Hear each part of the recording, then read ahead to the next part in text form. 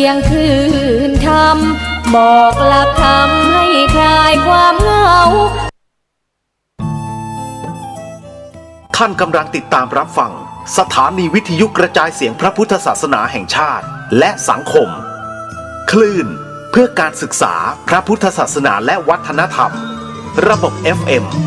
104.5 เมกะเฮิรตซ์รายการต่อไปเป็นรายการมรดกธรรมกำเมืองดำเนินรายการโดยพระครูวิสิทธิ์ศรีลาภรณ์